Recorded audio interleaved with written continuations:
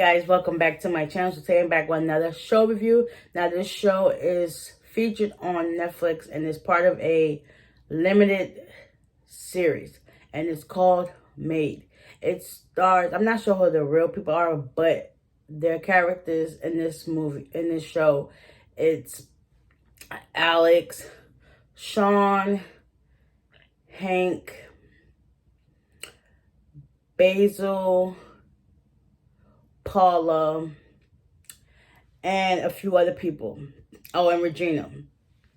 Okay, so basically, Alex, she's in a relationship with Sean. She had her life planned out to go to college. She applied for this college in Missoula, Montana, and she had got accepted. But things started going left because she ended up getting pregnant. So she gets pregnant. She ends up moving in with Sean. But then I guess as the years start progressing, she realizes that Sean is not giving what she wanted to be given. So he starts abusing her. Not physically, but he's emotionally abusing her. And he throws stuff at her. They don't hit her, but they come pretty close. So she ends up finding enough courage to leave. So she gets a few things from the house because she's staying with him at his trailer. She doesn't have her own. So she leaves in the middle of the night with her and at the time her 2-year-old daughter. And she said, I had enough of this. I'm about to, find better for me and my child. Because that's just not what she thought was going to happen. She thought she was going to have perfect relationship with no problems, whatever. But, things like that happen. Come to find out that Sean's a drunk. So when he starts drinking, he starts getting belligerent and yelling and all that other stuff. But eventually, kids do pick up on behaviors and they can see for their own selves, like, that's not right and that's not healthy. So she leaves in the middle of the night and they have this ritual. I guess they have, Salt and Pepper Song Shoot. Like, they have it on a cassette in her car, so they listen to it, I guess, every single day. And then one point, the CD started messing up, so they was like, we're going to freestyle. They start singing it singing it without no music on. So that means, they listen to it for a long time. So yeah, she leaves in the middle of the night and she's driving nowhere. She ends up driving to I guess a park or whatever, but I guess they going to be there for a certain hours. So this cop stops her and tells her that she cannot sleep there, so she has to get up and move her car or whatever. So she's just driving around. She ends up going, she ends up going to social services so that she can, they can help her find placement and all this other stuff like that. So since she didn't really report her abuse to the cops or whatever, because emotional abuse isn't considered domestic violence, but it's in the category of domestic violence. So it's considered domestic violence, but to the courts, it's not. If it's nothing physical that they can see, they ain't going for it. So she has a little bit of hardship here and there. One night they was riding home on the highway, and the daughter, she had this doll. You know how you go to the Dollar Tree and you get the little Barbie dolls? She had one of those, and as they was driving on the road, it flew out the window. So the lady, Alex, her daughter's name is Maddie. So Alex, she ends up parking the car a little bit. I mean, that is illegal on the highway to park a car like that, but she ends up parking her car and then going out to find a doll. She finds a doll. At the moment she's about to get up to go back to the car, another car crashes into her on the highway. Luckily, her daughter was okay and they wasn't hurt, whatever, but she still got fined because, that's illegal to park there. You got to be within the barricades where the white lines is, but she's in kind of where it's like open road and you got a little bit of grass. She's over there. That's still dangerous. So she ended up getting fined for that, and her car is totaled. So she now has no car, and you know she got to do everything on her own. So I think she ends up calling her dad. Her dad and her have a strange relationship. Her dad is Hank. He ends up driving her to. Oh, he ends up driving her to the dollar store to get her another doll, and to I think drive her to.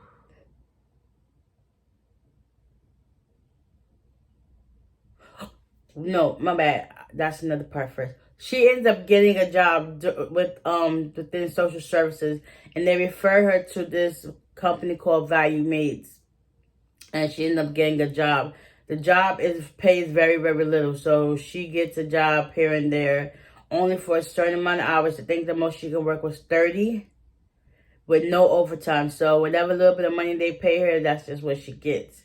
And then mind you, on top of that, they supply her with a vacuum cleaner, but she has to buy her own supplies, buy her own gas, and all this other stuff. So she ends up taking a job.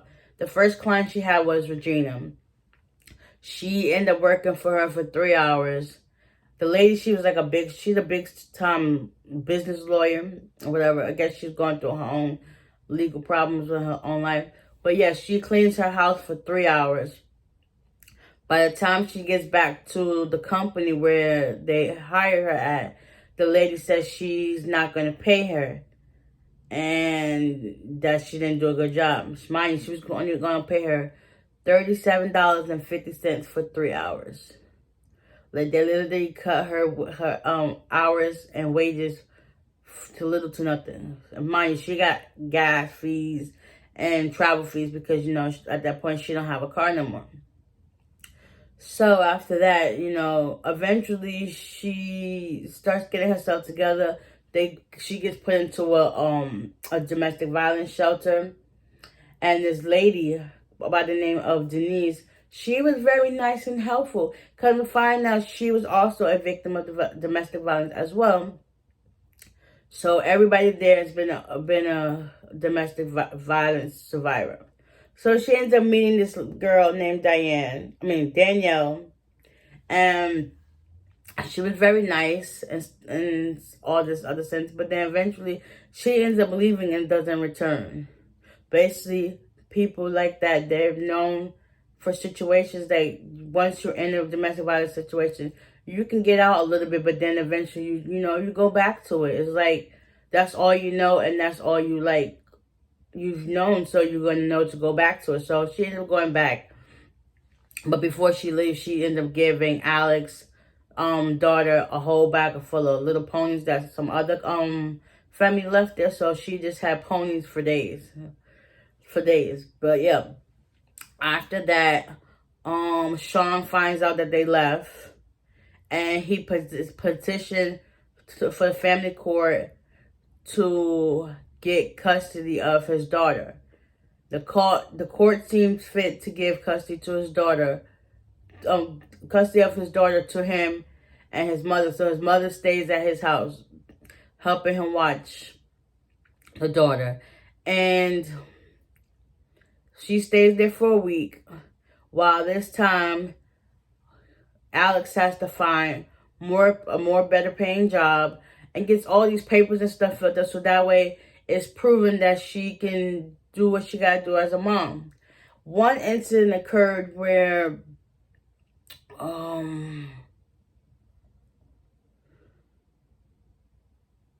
something happened with Sean, and Alex was there to help him, and then he wants to call off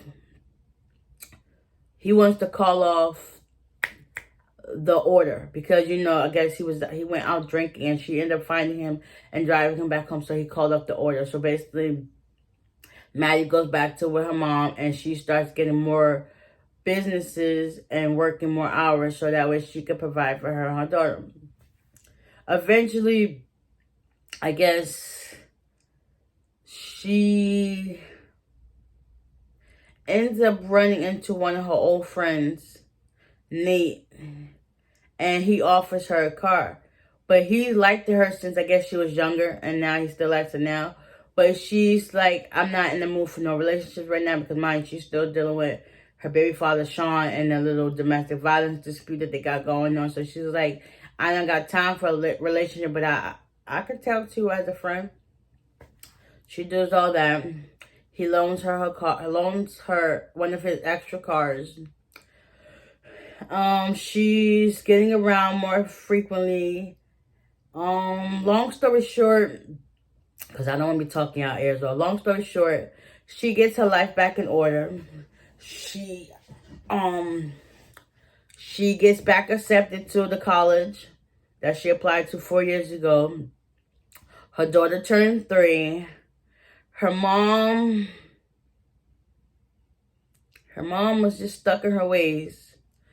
Because I don't want to bore you out too much with all this talking. So, yeah, her mom, she's going through it. She gets stuck in her ways. She's supposed to go with her to, Alex to Missoula, Montana.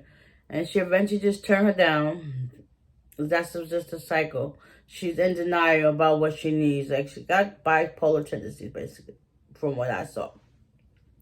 Okay, Alex, she ends up getting full custody of Maddie because Sean sees that it's too much work and all he want to do is drink and, have sex and whatever the case may be. That's all he's thinking about.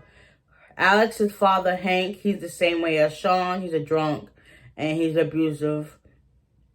And, yeah, eventually she gets her own job with more clients by herself. She does good. She saved up money so that she can leave to go to Montana.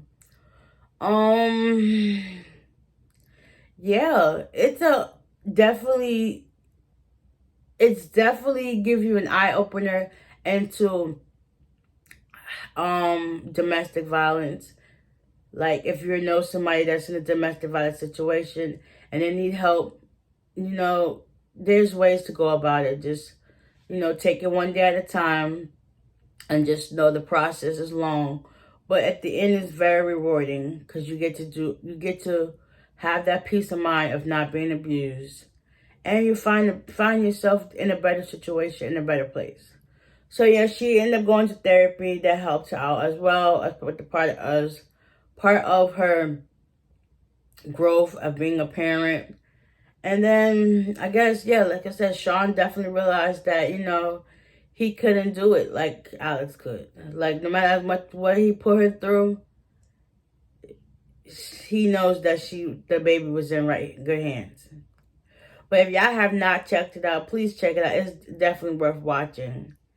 It's good. No matter you're in a domestic violence relationship or not. It just gives you insight and better knowledge of the whole situation that's at hand, okay? So y'all check it out. It's called Maid on Netflix. Limited series. So go ahead and check it out. I hope you guys enjoyed this. I know it's kind of like long, but it's still good to watch, okay? So like, comment, hit that subscribe button so that you can be notified every time I post. And I will see you in the next one. Bye.